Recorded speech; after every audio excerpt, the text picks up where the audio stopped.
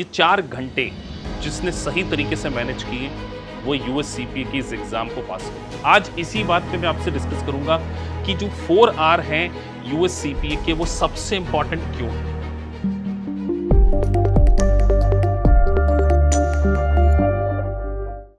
So welcome guys, आज के इस वीडियो में हम बात करने जा रहे हैं एग्जाम डे 4 आवर्स ऑफ यूएससीपीए। ये 4 घंटे जिसने सही तरीके से मैनेज किए वो यूएससीपीए की इस एग्जाम को पास करेगा। आपकी प्रिपरेशन अच्छी है, आप पूरे कॉन्फिडेंस हैं, सब कुछ सही किया है सर हमने। हमारे सॉफ्टवेयर में हमने जो दोनों मॉक टेस्ट दिए उसमें हम पास हुए। हमने सारे मल्टीपल चॉइस क्वेश्चन किए उसमें 85%, सिमुलेशन हमारे सही। लेकिन जब हम एग्जाम देने जाएं तो क्या ऐसी कोई सिचुएशन हो सकती है कि एग्जाम में हम घबरा जाएं या पैनिक हो जाएं? आज इसी बात पे मैं आपसे डिस्कस करूंगा कि जो 4 आर हैं यूएससीपीए के वो सबसे इंपॉर्टेंट क्यों हैं। तो उसकी सारी टिप्स को हम डिस्कस करेंगे, कैसे आपको टाइम मैनेजमेंट करना है, और जो 5 टेस्टलेट्स आते हैं, ये 5 टेस्टलेट्स उसको 4 घंटे में हम कैसे फिनिश करें, ये सारा का सारा डिस्कशन आज के इस वीडियो में करेंगे। और ये एक्सपीरियंस बहुत सारे बच्चों से बात करके उनके फीडबैक लेके मैं आपसे शेयर कर रहा हूं।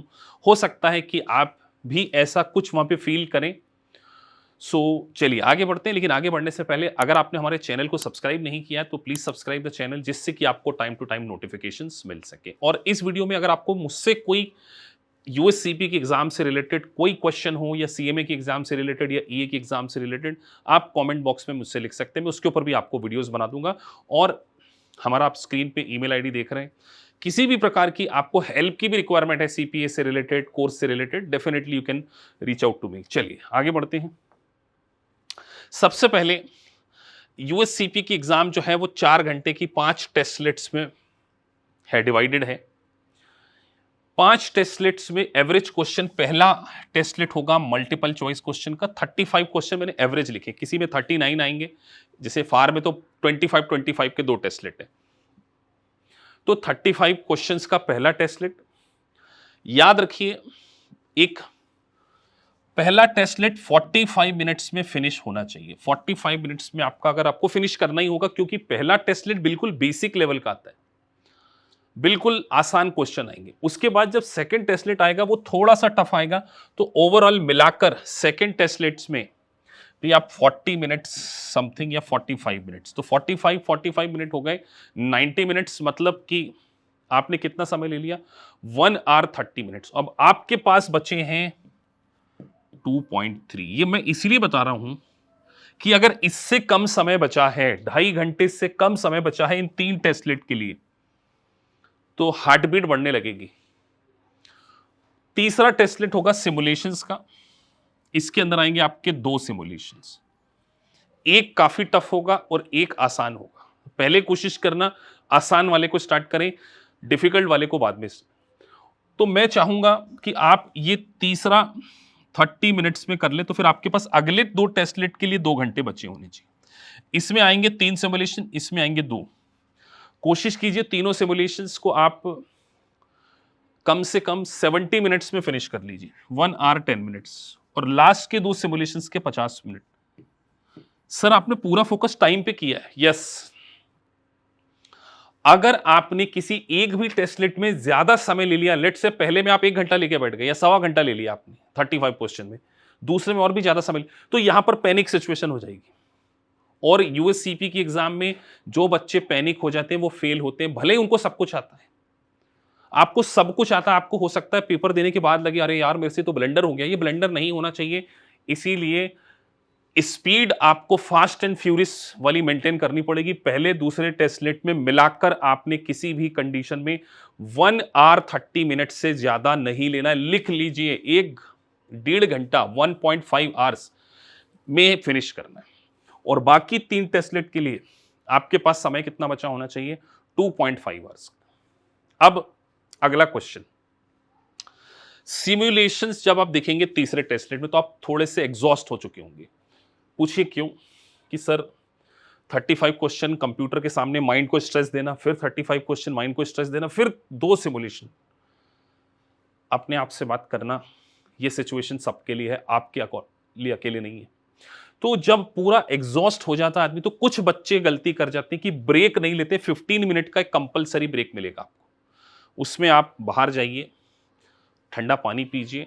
लेकिन एक बात ध्यान रखिए, बाहर जाएंगे और वापस आएंगे तो फिर से सिक्योरिटी चेक होता है, वो पूरा आपको चेक करेंगे। तो ऐसा नहीं कि पता चले आप एग्जैक्टली 15 मिनट कंप्लीट करके आ रहे हैं और वो फिर से आपकी चेक कर रहे हो, 4 स्टूडेंट आपके सामने पहले, तो 10-15 मिनट आप ऐसे खराब ना कर बैठे। तो ध्यान रखिए, गैप लेना है, सीधे जाना है, वॉशरूम जाना है, पानी पी के तुरंत आ जाना है। ऐसा नहीं, एक स्टूडेंट मेरा ही ऐसा था, उसने एग्जैक्टली 15 मिनट ले लिया और बाद उसके सामने 4 बच्चे खड़े हुए थे, तो सिक्योरिटी चेक में उसके 15 मिनट और लग गए। आप बताइए। तो ऐसी सिचुएशन नहीं, ऐसी सिचुएशन से बचना है। टाइम बहुत इंपॉर्टेंट है। और दूसरी बात, पेपर के बीच में कई बार ऐसी फीलिंग आएगी आपको कि ये पेपर तो गया मेरा। बस यहां पर आपको फाइटिंग स्पिरिट शो करना है कि अभी भी, लेट्स से आप तीसरे टेस्टलेट में सिमुलेशन बड़े देखने को मिल गए, आपको एग्जिबिट वाले देखने को मिल गए, तो एक बात ध्यान रखिए, मैं आपको अपने अनुभव से बता रहा हूं, ये सिचुएशन सबके लिए है। तीसरे टेस्टलेट में जो कॉन्फिडेंटली सॉल्व कर लेता है, आने वाले 2 आसान लगते हैं उसको। तो घबराना नहीं है। सबसे इंपॉर्टेंट सीपी की बात ही यही है कि आपकी जो हार्ट बीट है उसको कंट्रोल रखना है। Talk with your self. Generally बच्चे जब एग्जाम देने जाते हैं तो मैं उनसे बात करता हूं कि बेटा ये सिचुएशन होगी, तो इसको मैं यूट्यूब पे भी डाल रहा हूं आज। सबके लिए बड़े आएंगे और बड़े सिमुलेशंस आएंगे, उसके लिए आपको रेडी रहना है। आपने बेकर लिया होगा, वाइली लिया होगा, उसके सिमुलेशन नहीं आने वाले, नहीं आने वाले। किसी रिव्यू प्रोवाइडर्स के सिमुलेशंस नहीं आएंगे, ये बात आप लिख के ले लीजिए। उसके बाद ये जो पैनिक बटन है ना, सब कुछ आने के बाद केवल पैनिक होने के कारण कई बार बच्चे फेल हो जाते। लेट्स से लास्ट सिमुलेशन कर रहे हो, उसमें 10 मिनट बचा है, तो आपका माइंड काम नहीं करेगा उस टाइम। तो इसीलिए ध्यान रखिए, समय बहुत इंपॉर्टेंट है और मैं बार बार इस बात के ऊपर फोकस कर रहा हूं कि पैनिक नहीं होना। उसके बाद एग्जिबिट वाली सिमुलेशंस को सॉल्व करने की, एग्जिबिट सिमुलेशंस जो होते हैं बड़े, उसका मैं आपको एक इमेज दिखा देता हूं। देखिए ऐसा आएगा सिमुलेशन, दिख रहा है आपको? 1 2 3 4, कई बार 6 भी हो सकते हैं। तो कई बच्चे सारे खोल के बैठ जाते हैं एक साथ। नहीं, आपको नीचे सेल मिली होगी, इसके अंदर कंटेंट लिखा होगा, जैसे देखिए, दिख रहा है आपको? ये इंफॉर्मेशन पढ़नी होगी, उसके बेसिस पर आपको इन सेल्स में फिल करना होगा। तो आपको ये ध्यान रखना है कि सभी के लिए आए हैं एग्जिबिट। तो सबसे पहली है कि इसमें आपकी एनालिटिकल स्किल चेक होती है। आपको की टेक अवेज को हाईलाइट करना पड़ेगा। हाईलाइट का ऑप्शन मिलता है वहां पे, मैंने इसलिए लिखा है। और सिमुलेशंस को सॉल्व करने से पहले उसकी रिक्वायरमेंट्स पढ़ लीजिए। जैसे देखिए यहां पे क्या लिखा है, इन्वेंट्री अप्लायंस में आपको इंस्टॉलमेंट मेथड, उसका टोटल गेन निकालना क्या है, टोटल गेन निकालना है, उसके अकॉर्डिंग आपको इंफॉर्मेशन ढूंढना चाहिए।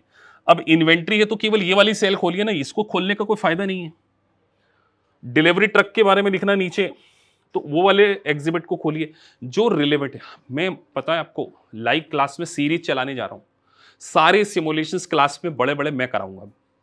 जब मैं आपको सिमुलेशंस करा दूंगा, वो सारी टेक्निक्स बता दूंगा, तो डेफिनेटली आपने पास होना है। और आपका मोरल हमेशा हाई रहे इस बात के लिए, क्योंकि मैंने आपसे एक वादा किया है कि नेक्स्ट दिवाली आपके नाम के साथ में सीपीए लगा होगा। ये फैक्ट, बस मुझे आपने मेरे हिसाब से देना है। तो ये 4 घंटे जो बच्चे पैनिक हो जाएंगे, तो ध्यान रखिए 4 घंटे की जो घड़ी है वहां पर टाइम उल्टा चलता है। जैसे आपने 10 मिनट स्पेंड कर लिए तो वो दिखाएगा 3 hour 50 minutes is remaining. 1 hour हो गया तो वो दिखाएगा 3 आवर्स। उसके अकॉर्डिंग 5 टेस्टलेट को प्लान कीजिए। और जब एग्जाम में आपको ये फीलिंग आए कि मैं मुझसे नहीं होगा, तो आपने एक बात ध्यान रखना है, आपका टारगेट होना चाहिए पूरा पेपर फिनिश करना 4 घंटे। बाकी रिजल्ट वाले डे पे देखेंगे। और जो बच्चे पूरा पेपर करके आते हैं और अगर उन्होंने पढ़ाई करी है घर पे, 75 प्लस मार्क्स लेकर ही आते हैं, क्योंकि एग्जाम में जितने लोगों ने एग्जाम दिया उसके अकॉर्डिंग ग्रेड निकल। तो जो बच्चे पैनिक होगा वो बाहर हो जाते हैं। तो 4 घंटे की स्ट्रेटजी है। और अगर मेरे एग्जिस्टिंग स्टूडेंट ये वीडियोस देख रहे हैं, वो तो मैं उनको बार बार बोलता हूं कि आप मुझसे बात करिए। एग्जाम डे के 1 डे बिफोर मैं हर स्टूडेंट से बात करता हूं, और एग्जाम देने के बाद जब वो आते सबसे पहले कॉल मैं ही करता हूं। तो आपका एक मिशन है ट्रांसफॉर्मेशन। सीपी आपकी जिंदगी में बहुत कुछ लेकर आ सकता है, बट हमें एक निश्चय के साथ में, एक पॉजिटिव माइंडसेट के साथ में पढ़ाई करनी होगी। और सीए शम्मी सलूजा सर का आपको ये वादा है कि अगर आपने मुझसे पूछकर हमारी स्ट्रेटजी के अकॉर्डिंग मुझे अपनी सॉफ्टवेयर को रिव्यू दिखाकर पूरी प्लान एग्जाम को किया है, फर्स्ट अटेम्प्ट सक्सेस आप होंगे। तो मिलते हैं आपसे लाइव क्लास में। Thank you for watching this video. Thank you very much.